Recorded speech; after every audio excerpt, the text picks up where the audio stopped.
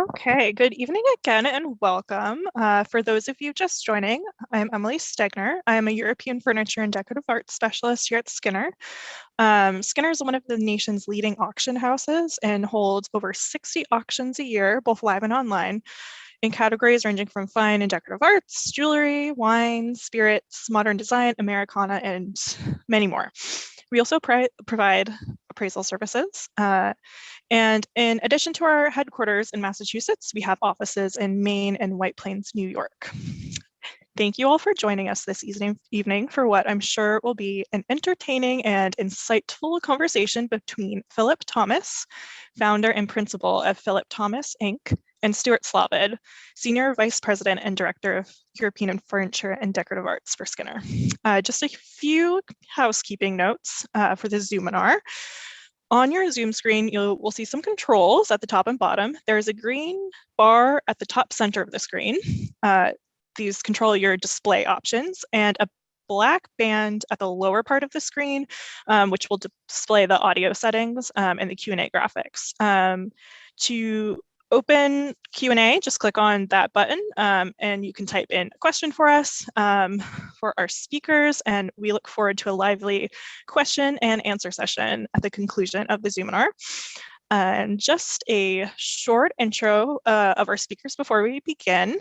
This evening, we're pleased to welcome back Phillip Thomas, founder and principal at Phillip Thomas, Inc.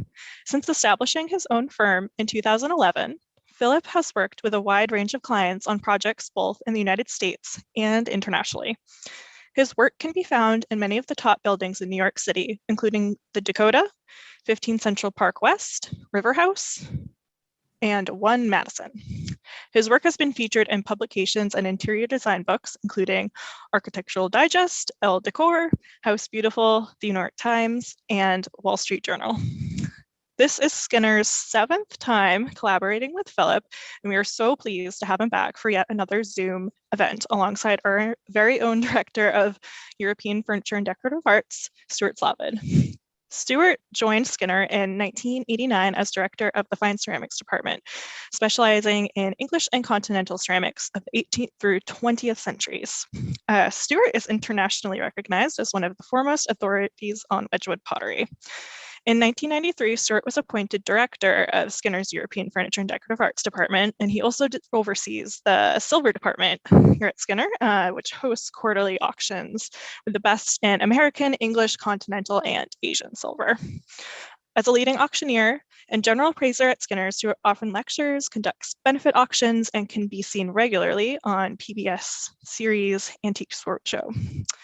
So with that, I will now turn the conversation over to you, Phillip and Stuart. Stuart, we're reunited after all this time. How exciting is this? Does it feel as good for you as it does for me? I'll let you know. 2018 was our first collaboration, and how time flies, and we look younger. Oh, absolutely. Well, maybe one of us does. We are so honored to have Luxe Living, the Bostonians, as your inaugural auction at Skinner's Designer in Residence. This year really has a great representation of some very specific design categories that you have so artfully, spotlighted. We spent some time visiting here at the gallery, and you made some great selections, and maybe you can tell us a little about the selection process of these pieces and the inspiration for building these groups. Every time I return to Skinner, I feel like a kid in a candy store, because whether or not you're willing to do so, you let me loose in your facilities to take a look at all the goodies that you have for this auction as well as for other auctions. So it's a little daunting to go into a warehouse filled with spectacular pieces and to cull through them all and kind of create a story from this. How many lots are in this auction, by the way? Several hundred? Well, actually, the Bostonian is 300.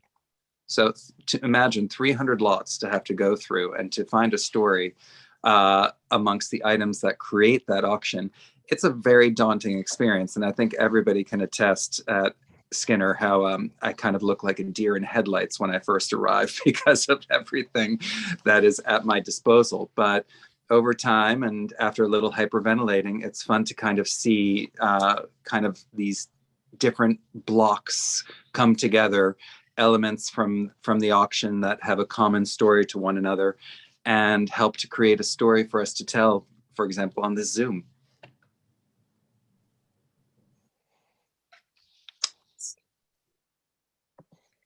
So without further ado, I think that we should start taking a look at some of these stories that we saw in the that have come together on this auction. I have to say it's very exciting for me.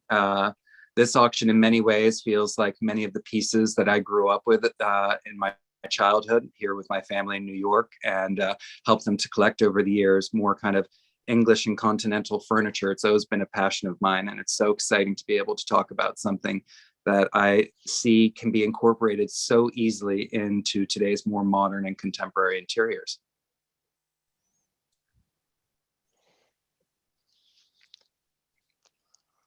So tell us something about what you thought specifically on any highlights in the auction, or any reasons that they would be highlights.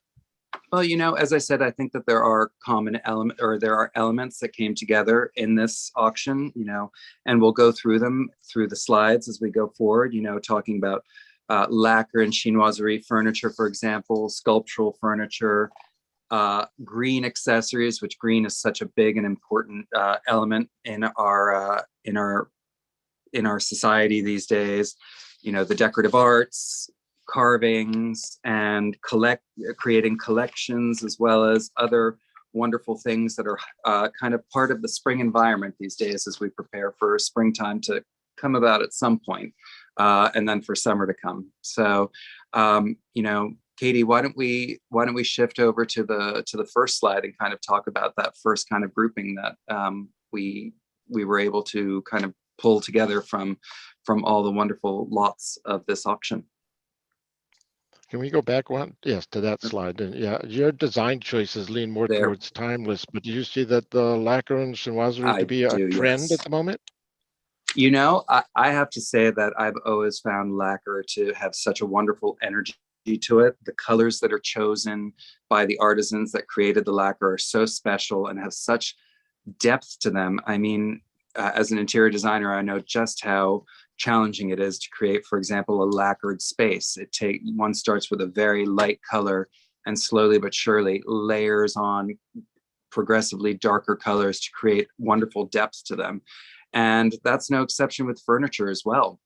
And and in these lots that you see, there is just an abundance of color from the light blue stand from lot 59, which, to be honest with you, I've never seen a blue of that color. I was immediately drawn to it, to kind of the red of the lacquer secretaire, which I just thought was beyond beautiful. The depth of it, the glow, it's almost as though it has a light into itself. And the pair of green commodes was beyond beautiful, particularly with the accents of Eglomise panels that you see in the center doors of the pieces. I also love how chinoiserie often has kind of fantastical silhouettes to it, from the cabriole legs that you see on the tables in this auction to the double domed top of the secretaire. It all just adds to a wonderful feel of whimsy and irreverence to it that you don't often see in continental furniture. So I see a lot of people who gravitate towards the chinoiserie style because of the fact that it has color, which to them gives it that feel of being more fresh and more contemporary. And within a very clean, modern space, one of these pieces can look just as much like a work of art as any work of art hanging on a wall. You just took away my next question. Oh my God! I'm sorry, I always think of Stuart. lacquer as being so classic and evergreen, but at the same time, you know, can this all be incorporated into a contemporary home? I can tell you from experience that yes, it certainly can. I have chinoiserie in my own home, and it gives me such pleasure to see it, because it is true. I mean, I find all furniture to be works of art, and these chinoiserie pieces are no exception. They've stood the test of time because the fact that they are so well crafted and are, you know, not just functional, but they have an aesthetic appeal to them in the fact that they're works of art. So when you're decorating with, say, chinoiserie, do you pick a piece like this, a primary piece, and then work around it, or do you gravitate towards more accent pieces? You know, it depends on each space and what's supposed to be the focal point. It's, for me, it's very funny. There have been cases where in my designs, I've shifted the entire feel of the interior based upon a client falling in love with a specific piece of furniture. So, for example, in a project that I recently completed, the client did fall in love with a chinoiserie piece, and so much so that we changed the complete layout of the interior in order to make that piece a focal point. But similarly, if it's not a primary piece, but instead an accessory, it just placing it and positioning it within the room to garner it attention is just as, gives it just as much importance as it would if it were a big piece within the space. So it's all a question of balance to me, and you know, creating a hierarchy within the space of the design elements. Well, when the viewers that are looking at this today see the variety of things and realize that these all came out of the same home on Beacon Hill in Boston, and that they can see how eclectic it is, but at the same time, how everything worked in great harmony together. It's remarkable. Yes, absolutely. When you see all 300 lots from this auction, it's really telling a story. It's telling a story of the client's passions, their interests, their travels, and in I think the lacquer and chinoiserie is just one facet of this collection, and it's fascinating to me. It was going in, kind of going into to picking out these pieces for the auction. It was funny not knowing who had put together this collection to kind of create a story about them, and, you know, and their passions and whatnot. And I just really, it's very funny. You just create your own kind of story about who lived in this home. It's fascinating to me. So clearly they had a passion for chinoiserie. Sure. Can we go on to the next slide? Yes. Great. And So I'll let you lead the way on this. I mean, one of the first pieces that I fell in love with in my Skinner visit for this auction was lot 52, which is this amazingly impressive sideboard. And to me, it is just one of those pieces that demands to be paid attention to. And that's what I love about when I use classic pieces in my interiors. I try to choose pieces that have a sculptural quality to them, a robust proportion to them that holds itself within a more simple interior, and kind of, instead of becoming, you know, part of just kind of the decoration of the space, it becomes in itself a work of art and something to be admired. And for example, this sideboard is one of those elements. I mean, the cabinets at the far ends with the paw foot feet with the lions on the legs. It's just every element of it, even the brass detailing of it, is just so spectacular. And it's something to be admired for its craftsmanship. It just makes a statement. And other pieces like the tea table in lot number 32, just the legs, the profile of the legs is beyond beautiful, and something that really just, again, commands to be admired by, you know, a contemporary, a lover of contemporary interiors. I fell in love with the marquetry tops on lot 38. While the base may be very fine in its detailing, the tops have such a contemporary feel to them in the pattern that's created, that a piece like that feels very relevant in today's interiors. And the center table, lot 103, the base is an unbelievable work of art, and it is just so much fun to walk around it and admire it from all different perspectives. that each one of these pieces, you could put these in rooms by themselves and you would feel almost as though you were going into an art gallery, because they are just so spectacular in proportion and detailing. So you know how you were talking about earlier about being a kid in the candy store when you come into the Skinners at first time.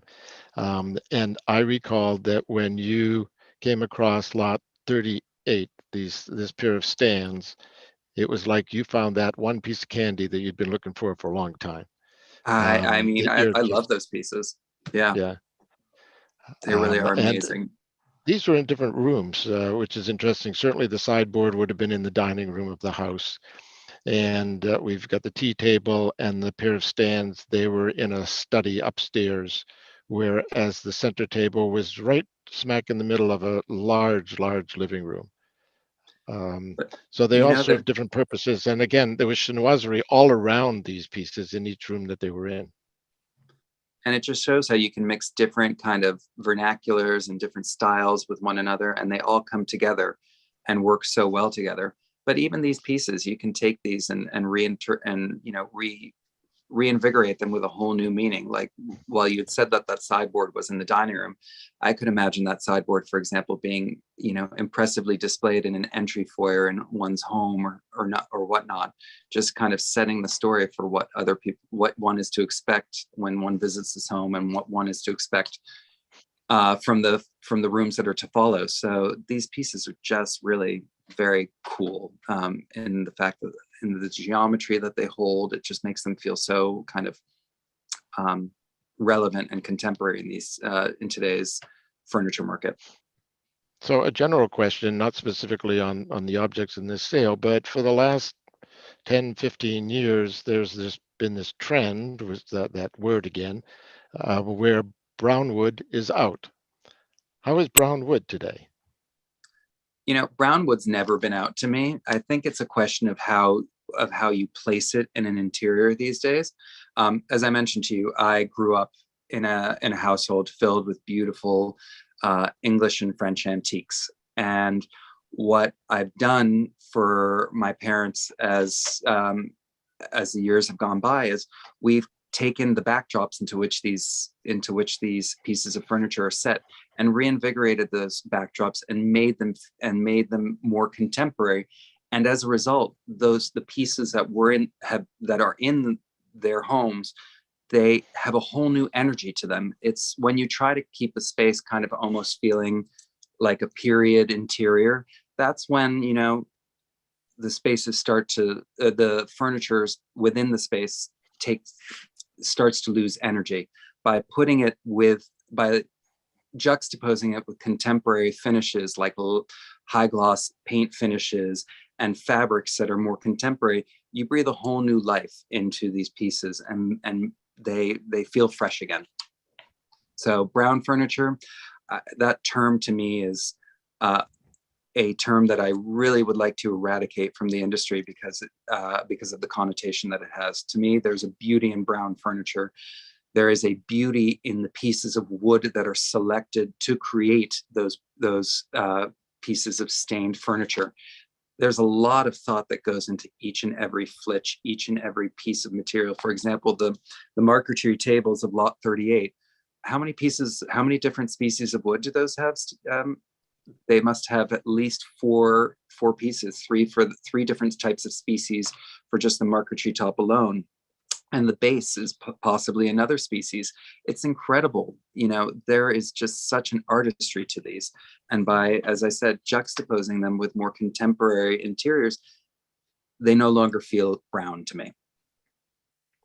So these pieces, 18th century and 19th century, and we're dealing with wood and lacquer, and they do have some wear to them in many instances. How do you feel about Don't we wear? all have a little wear to ourselves? Yes, well, some have more than others. Thank you. Are people looking for pristine examples, or they accept the wear? It's very funny. I with working with my clients, I have some clients who call me and when we look at a piece of furniture, and they call me and they say, "Oh, Phillip, it has some scratches on it. It has some chips on it." And, to me, that's charm. That's the sign of something that's been loved and appreciated by generations before. And to others, they feel as though it's not perfect. And the fact of the matter is that I love that there are flaws in any perfect piece of furniture. And I don't, I like to see character, and I like to see story, and these pieces have a history to them. And I want you to see that. But always bear in mind that everything and anything can be restored. And what's so wonderful about buying at auction is that you're buying pieces that may not be restored, may be a little bit of a diamond in the rough. But if you can recognize the value of and the beauty of those pieces, after auction, you can take them to to a restorer and have them made into just 100% gems that you fall in love with. Sounds good. Can we have the next slide, please? So green accessories, people they're all about spending more time at home these days, certainly in the last couple of years. And I'm sure plants are a big part of it, and gardening is a big part of it. And why don't you tell us about your thoughts? I have quite a few clients these days asking me for green rooms, particularly in their apartments in New York, to be able to have a space that you can go and kind of feel at one with Mother Nature, and also to just feel kind of like a cleansed feel to it. It's very important to people these days. And in many ways, there was a similar reaction in the 19th century during the Industrial Revolution as cities started to become overly populated, and there was quite a bit of pollution. So people brought greenery into their homes as a way to kind of bring nature inside out of the chaos of the outdoors. And so it's fun to see how you can take some of these traditional pieces like plant stands and bring them into contemporary interiors to satisfy that need for bringing greens into your space. So many furniture designers in the 19th century created wonderful ways of displaying plants in those interiors, and to be able to use them now in contemporary spaces, it's just a very special way to display plants and bring the green in. So what suggestions do you have for those folks like me that don't have such a green thumb or the best natural light in many instances? Now that's a tough question, but there are plants suited for. I don't have a very green thumb myself, may I say, particularly for indoor plants. But there are plants suited for all sorts of interiors, and then if not, there are the synthetic alternatives. But also these plant stands can satisfy so many different options for display. They don't necessarily have to be for plants, but I just think that they have such a wonderful sculptural feel to them on themselves that they can help to complete an interior just on their own. I think they just look like there's something missing if they don't have plants in them. Well, then, Stuart, you and I need to take a plant maintenance class together, because yes, taking care of plants can be a challenge, that's for sure. And how about the next slide?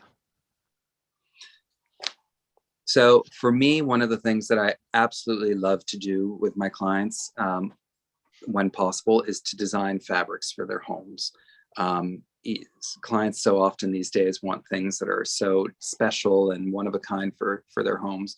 And so creating textiles can indeed become works of art unto themselves.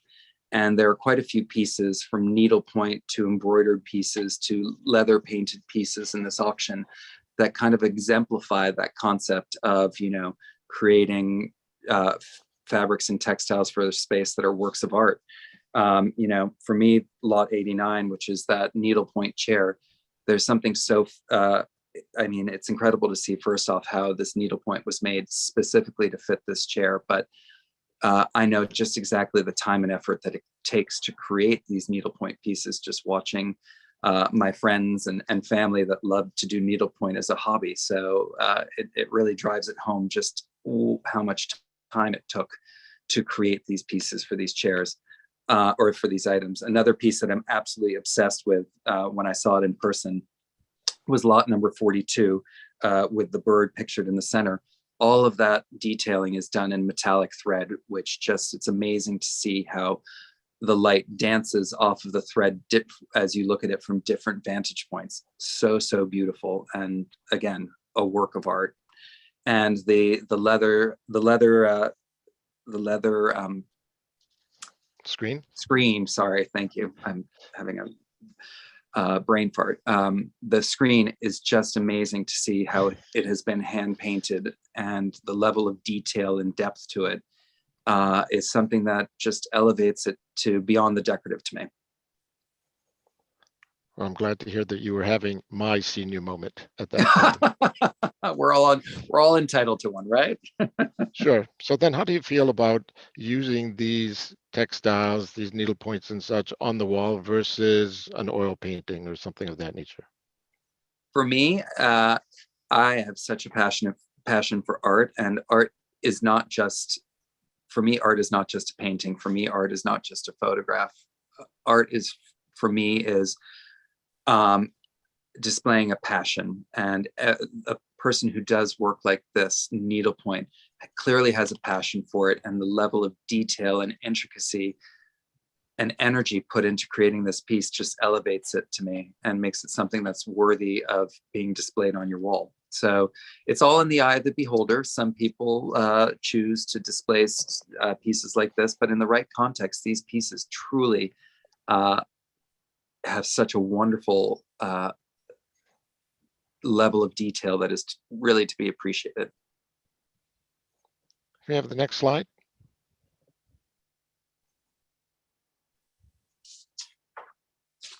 Oh, there we go. We went, is this the next one? It is. Okay. It is the next one. Wood carvings. So, you know, something that really fascinates me is, and you were talking about this earlier, Stuart, about, you know, things having chips and dings to it. Well, you know, that's another aspect. But one thing that I love to see in pieces that I use, and not only are these antique pieces, but even in the pieces that I commission from scratch for some of my clients' homes, is I love to see the hand behind the object. I like to be able to see the fingerprint of that person. So I think that everything in this world, every craftsman, every painter in this world, they have their own fingerprint. And that can be extended to the person who does carvings, for example, for furniture. To me, there's perfection in those subtle imperfections that show that it wasn't just a machine that created these beautiful wood carvings, but instead it was somebody who worked with their hands to create these incredible pieces and to create that level of detail and craftsmanship that has stood the test of time. So I love these wood carvings because they just have such depth and character to them. The brackets, for example, with the birds from lot number 160, I know that they are matching pieces, but there are subtle differences to them that just shows that they were created by an individual. And to me, that's something magical, knowing that somebody created them and somebody took the time and effort to just bring something like this to life. And, you know, as I said, this extends to so many different facets of furniture design, but it's really exemplified here in wood carvings. So these accent pieces, do they help add warmth to a room? I'd say that they certainly add character. Warmth is a very relative term, but they certainly do add character, and they add depth and dimension to any space that they go into. That is for sure. Well, 220 happens to be one of my favorite pieces in the sale. So don't tell me why it's one of your favorite pieces. I'm curious. I love just the whole piece. It's just a great piece to look at. I'm actually right across from it where I'm sitting right now. Just the carving is fabulous, and it can stand by itself. It doesn't have to have a purpose. Now, is it carved on all four sides, or is it just carved principally on one flat. side? It's basically Yes. a screen, so it's only maybe 2 inches thick. But it's straight through, carved on both sides. Yeah, so that it took a long time for someone to do this. Absolutely, absolutely. But you can see the level of kind of love that they had for going to this extent in creating this piece. It's beyond beautiful. I also love lot 291. Now the 291, what would this be used for? Is this the top of a window treatment heading, or is this the top of? They call it a lintel, if I pronounced it correctly, Yes. Lintel, which would have been right over a doorway or over a window. Quite spectacular, I must say. It's great with the dolphins. Yes, indeed. Really beautiful. Really, really beautiful. And something a little brighter. What's the next slide? Colorful, let's call it. Yes. Well, we're talking about collections. Now, Sure. I am, some people might call it collecting, people might call it hoarding, but I love collecting because there are so many beautiful things out in the world that to be revered and appreciated. And, I think collections are very personal, much like art can be very personal for an individual. Collections are also personal because not everybody gravitates towards the same things to collect. So it's very important that when you're creating a collection, if it's really a collection that you're truly passionate about, that you need to feel a strong affinity towards them. I know that for me, for example, lot 186 and 171, there's nothing more beautiful than enameled silver. And here you see so many different examples of how beautiful the colors of enamel silver are. And they just feel so fresh, even though they're traditional pieces set in the right context. These are absolutely beautiful. But even the mugs from lot 215, could you imagine a room filled with a collection of these mugs? It would be beyond spectacular and energetic and captivating. And that's why collecting is so wonderful, because it's so personal and it kind of tells a story about yourself to the people that come into your home. Yeah, and I think collecting is a passion unto itself, in that the tendency when I go into a home to take in these great things is they may have one major collection, but they'll have 2, 3, 5, 7 other small collections. They may have 5 paperweights. They may have 12 inkwells. They may have a little clock collection, but their passion is the collecting part of it as much as it is the enjoyment of the objects themselves. Very true. And I think going, forward, when they see the Majolica, that was probably her main passion of collecting. Yes. But there are many of these others. I think she had a couple of dozen other collections, small pocket collections, as you went from one part of the house to the next. And I think it's important to note to people that collections don't necessarily have to be museum quality pieces or pieces of necessarily monetary value. What they have to have is they have to have importance to you. And so, if you have a passion for, I'm just saying this off the top of my head, but if you have a passion for paper clips and want to create a collection of paper clips, that's your passion, and that's fascinating. So collections are everywhere. And I can tell you that for me, there have been occasions where clients have asked me, "Oh, Phillip, I'd like to have a collection of such thing." And while I'm certainly aim to please, and I can find a way to create a collection overnight, collections are most often not created overnight. They are created over years and over travels and hunting and adventures to find those pieces. And so don't feel like you have to have a collection overnight. It is just take your time and develop a collection that you're proud of and truly passionate about. That's what I say when clients ask me about collecting. Well, I think you're absolutely true. And it's all about the thrill of the hunt for many people. Absolutely. There's nothing, I can tell you right now, I know that this is not part of the sale, but I am having a complete and utter obsession with collecting ceramics by a French group right now from the mid 20th century called Accolade. And I am hunting all over, from auctions to the flea markets to Gosh, I couldn't even tell you where else off the top of my head, but it is just so much fun to try and find pieces and find rare pieces from the collection. And it's become a little bit of an obsession of mine that when I'm up at 1 o'clock in the morning with nothing better to do, I'm surfing the internet looking for that. So find your vice and go with it. That's what I've got to say to people who love collecting. And Stuart, your passion is Wedgwood, right?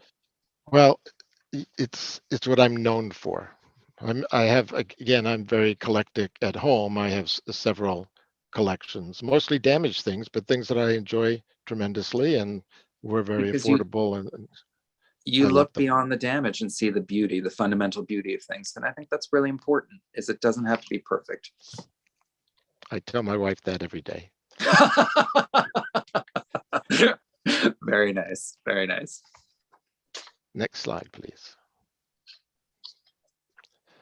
Well, this was one of their main collections. When you went into the kitchen, they had like a big alcove with a kitchen table and shelves that just went floor to ceiling, filled with lots and lots of Majolica. Most of it English, but there's a little bit of American and continental in there too. I mean, if anything, one must visit this auction just to see the massive quantities of Majolica that were accrued by this one household. It is impressive, it is awe-inspiring and overwhelming, and it's just an absolute fantasy of color. I, as people who know me well can tell you, I love color. I think color has a tremendous effect on the people who look at it, the people who live with it, and the people who visit it. And there's color in everything, from the whitest of interiors, there's subtle colors, to the darkest of interiors, there is color. Color is created by the way light, both natural and artificial, reflect off of it.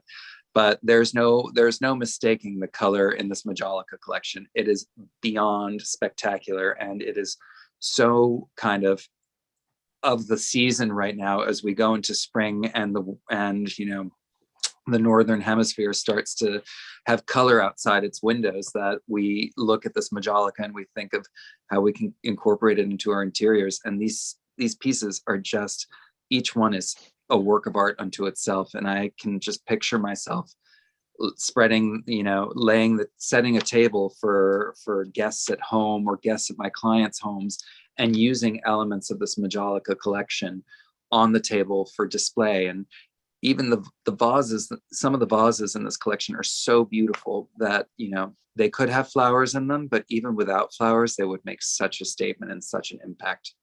I was truly in awe of what I saw. And to your point, though this was a large collection, it was put together one piece at a time, and they didn't do it overnight either. And there was a lot of hunting involved in finding all these great pieces. Certainly they had a few go-to dealers that they worked with, but we saw a number of the receipts and things like that, and literally it was anywhere and everywhere, much the same way as today that you're looking for your French pottery. It's the thrill of the hunt. It's so much fun. And that's what I think, there's kind of that thrill of buying at auction, is that you know that you go to auctions, you see all the wonderful lots, and while you hope to win while you hope to win your bid, if you don't, there's always the next auction, and always the next excitement and falling in love with a new piece for your home. And as I always say to my clients, when we're out there on the hunt, there's a reason why, if we don't win something that or take something at auction, there's a reason for it, and there's always something better on the horizon. And that's part of the hunt. That's part of the fun of purchasing furniture and accessories for your home and creating collections. Yeah, well, something like Majolica, most people today anyway look at them for their decorative value and their color, as you mentioned, but these are all meant to be used. The pair of figures 209, the baskets that they're holding are meant to hold salt. On lot 9, just to the right, was a bow pot meant for flower arranging, and 67 on the top with the little sardines on the top was certainly a sardine box at one point in time. So in Victorian England, these were all very, very functional pieces, which have now, over the last 50 or 75 years, become primarily decorative for their color aspect. Truly spectacular pieces. Really, really. Can we have the next slide? Oh my goodness. Is And that the end of the slides? This is Yeah. it's the end, but it's yet the beginning. So remember where the very first slide had that round, maybe it was the second slide, had that round black lacquer center table. This was standing at the center table looking one way in the living room. Yes. And with these huge, huge floor to ceiling windows, just to the right, you can see the start of the drapes. And we saw this screen in the background. We saw that in one of the images that we showed earlier, but it also, to your point, shows the mix of all of these different types of upholstery and these different countries, and you've got gilding and you've got lacquer and you've got mahogany and all that in the same setting. It's truly the space that all of this came from was truly beautiful and awe-inspiring to look at. However, all of these pieces could easily be used in interiors that are not strictly, traditional interiors, but instead interiors that mix contemporary furniture, mid-century furniture. To me, there is no kind of right or wrong about what you put in the space, as long as it is something that truly that you truly gravitate towards it. That's what's important, because that shows kind of the passions of the person that lives in the space. Well, you seem to have an effortless way of putting together items across categories. What's your advice to incorporating an exciting collection into a livable everyday interior? Where do you start? Where do you start? You start at the beginning, quite frankly, but in any event, you start with one piece, or with one, be it a piece of furniture, or be it an accessory. With the accessories, you can create collections out of them. But there's always that one kind of piece of furniture that you gravitate towards, and really that it gets you excited and ready to kind of build a story around it.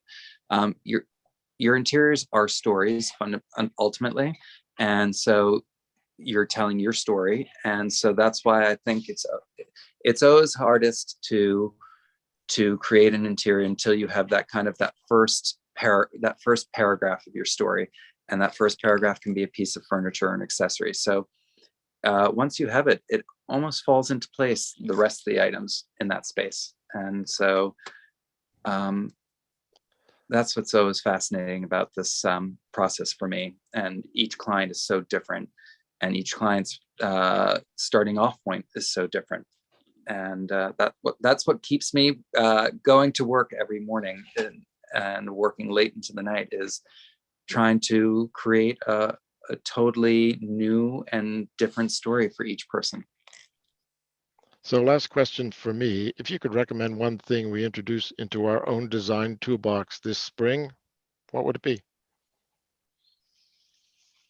What would it be? The one thing that I'm always telling my clients is that they need to stop thinking about that there is a formula, that there is one way of doing an interior. And so what I would say is just kind of throw out that mentality and be true to who you are, and true to you, and pick things that are truly impactful to you, and don't worry about,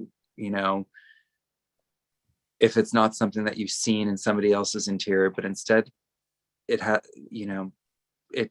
important that it be true to you, and that you are truly passionate about it. And when it all comes together, it will all make sense, not only to you, but to the people who come and visit you and know you as an individual.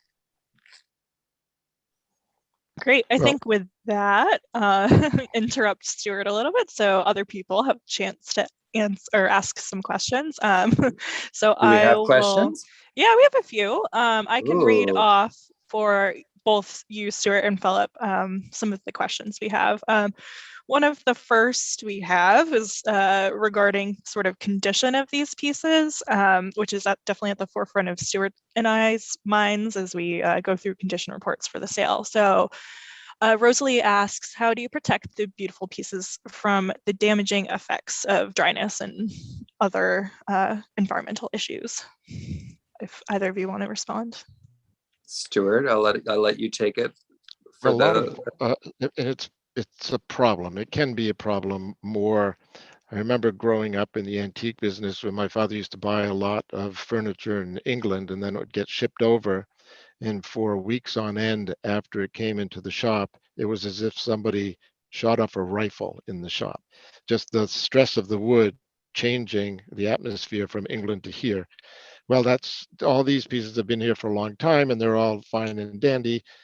It's about humidity. Really, if you dehumidify your house or you humidify your house, whatever you need to do, don't put things in direct sunlight. Don't put things by a heater. Most of them are pretty common sense things when it comes to that. I agree, and it's very funny.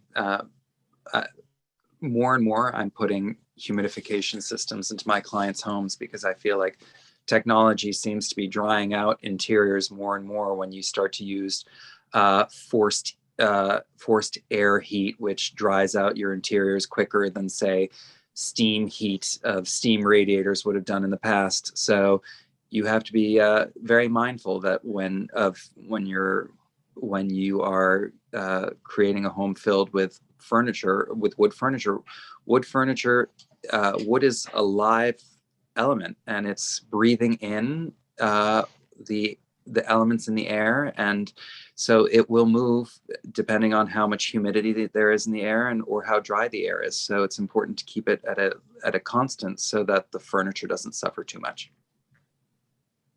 Great. And kind of piggybacking off of the condition question, an anonymous attendee asks, do Anonymous, antiques, my yeah, does restoring antiques devalue them? I think it would be interesting to hear both Stuart's perspective and Phillip's perspective versus the antique specialist versus the designer perspective on this. From the antique perspective, the European antiques are much more acceptable to have restorations and dings and scratches and cracks and all that than American antiques.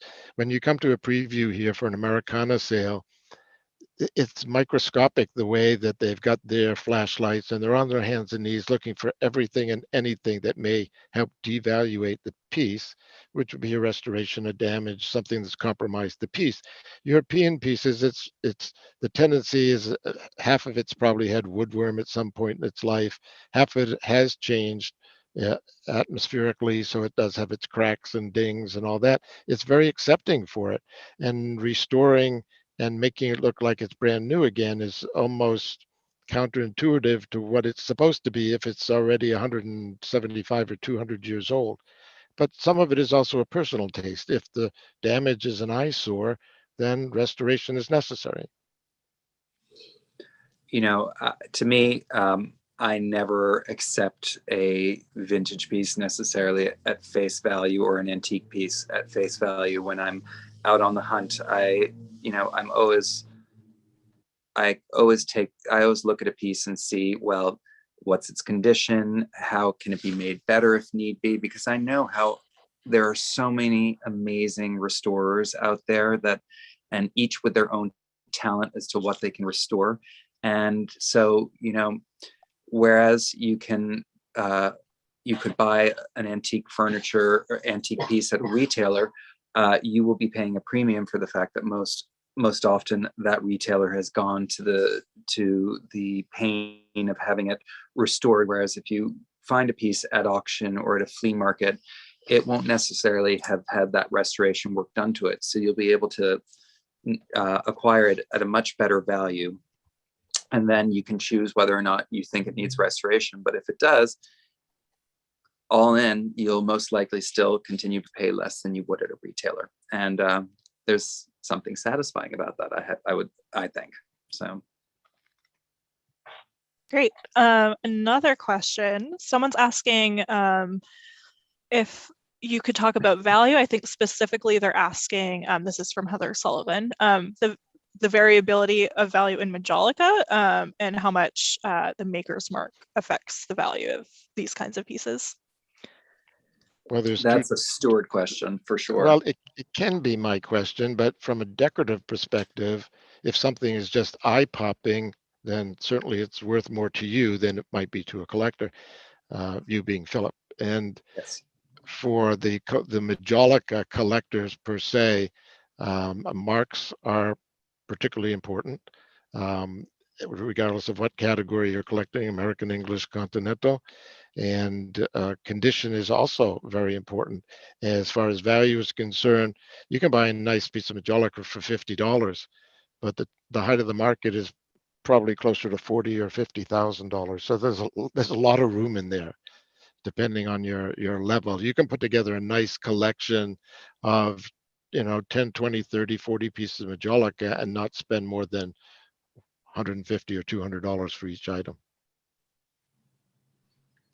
So ultimately, as I think Stuart said, it's really just a question of what value you place upon those pieces, and whether you're looking for just a simple decorative effect, or whether you're looking to create a serious collection. It's on a case-by-case basis. Okay, and then we have a couple sort of specific questions about the lots in this sale. Another anonymous attendee asks, what is the age of this furniture? 1870. I don't know if they were referencing a specific piece or... The majority of the furniture spans the 18th and the 19th century. There's almost nothing, unless it just has a nice look to it, that it is actually into the 20th century. I wouldn't use 1870 as even a general area. There is no general area when it comes to, there's probably a nice variety throughout the 18th and the 19th century. Okay. And then another anonymous attendee asks, are those cellarettes on either side of the sideboard? Stuart, again, could probably answer this question. I'm going to actually let Emily answer the question. Ooh. I believe so. They also have, I'm trying to think, on either side, they have little drawers that are, what is that called, Stuart? I don't know. A commode, A not necessaire? a commode. Like a necessaire, yeah. Yeah. So if you need to use the restroom during your dinner party, you have an option. That's how our consignor described it to us. Right. She said that the ladies would adjourn into another room and the men would stay in the dining room and smoke their cigars. And if for some reason they had to relieve themselves, they went as far as the cabinets at either end. You didn't tell me that story. My God, that's fantastic. Well, I'm not sure I totally believe it, but it's just too far-fetched not to believe it. Amazing. I can also answer this one. Someone else asked, is the rug in the picture part of the auction? No, unfortunately, it does not. The consignor kept that. And then we have a question about provenance. How important is the provenance of a piece? Royal origins, or simply my grandmother bought it on her trip to France? Like, what is the difference, I guess, in value they might be at? Stuart? Is that a question for me? Provenance. Well, yeah. It can be important. Certainly if it was owned by JFK, or if it was owned by Truman Capote, or whomever, a famous person, it may add to the saleability and certainly the excitement of someone owning it. But provenance only goes so far. And for us to be able to use provenance, we have to be able to prove provenance. It can't be hearsay. Someone can't say, well, I know it belonged to so-and-so. We have to be able to prove it to be able to say it. So it's nice to, what happens, it's like that children's game of telephone, how many times a story might change from beginning to end. And what somebody said, well, it could have been, Louis Comfort Tiffany's now becomes Louis Comfort Tiffany's, and it's not the way it can work in an auction, because we're representing the piece for all the trueness of the piece. But as far as value is concerned, there's a slight difference between, or a big difference really, between what would be considered sentimental and what would be considered something else. The sentimental side of it belonging to your parents or your grandparents, that in your mind and in your heart is going to last a lot longer than anything else could be. Anything Great. to add to that, Phillip? I think that there are oftentimes auctions that come up that are featured from, specific owners, and people like to buy at those auctions because they want to have a piece of that owner's collection from their estate and this and that. And you do ultimately pay a premium because of that provenance. But if that's, I think it's, you're paying a premium, and is that a premium that you necessarily want to pay? It depends on each and every individual. But there are beautiful pieces with and without provenance that come up at auction, and it's really, it's again, a personal thing, and a question of budget.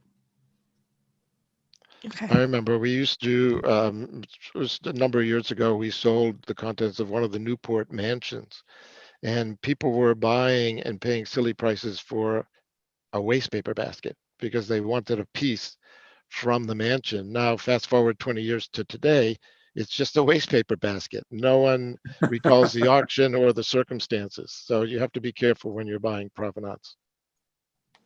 Okay. I think we have time for one more question. Is it going to be anonymous, or is it going to be No, somebody this one has a name attached to it. This is from Heather Sullivan. Hi, She Heather. asks, do you have any comments on stories such as a recent one in the Wall Street Journal about people buying antiques rather than waiting for delivery of contemporary furniture that is often back ordered now? And she says that's probably good for brown furniture.